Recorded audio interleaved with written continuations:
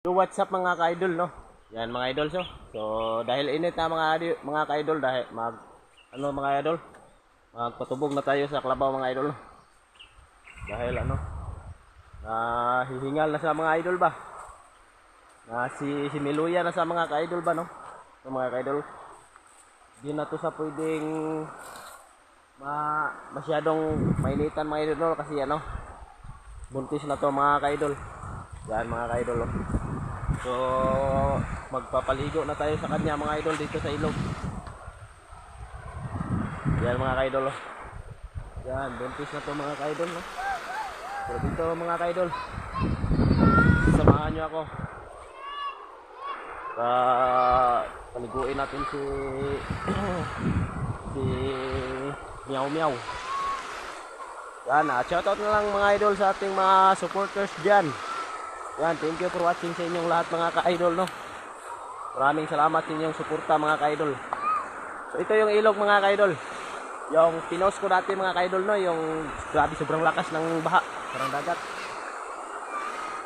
Yan, dito ko sa pinadaan mga idol kasi ano na to mga idol, mataas doon sa sa daanan namin una.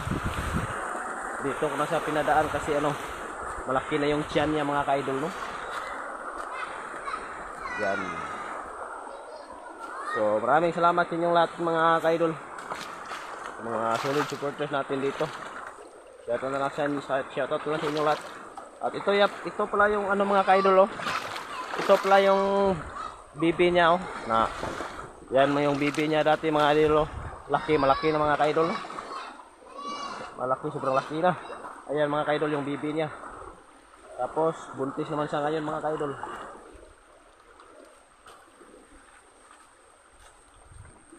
Yan, dito natin siya paliguin mga ka-idol kasi medyo malalim dito sa sa ubos. Yan guys, so maraming salamat guys sa mga supporters natin dito, no? Yan mga ka-idol. So mamaya maligo tayo dito mga ka-idol, no? Grabe, sarap maligo mga idol, no? Sobrang lamig ng tubig kapag umaga. Yan, good morning sa inyong lahat mga ka-idol. Yan mga ka-idol, no? So dito natin sa Ipaplastar mga ka-idol. Dahil dito medyo din dito mga ka-idol,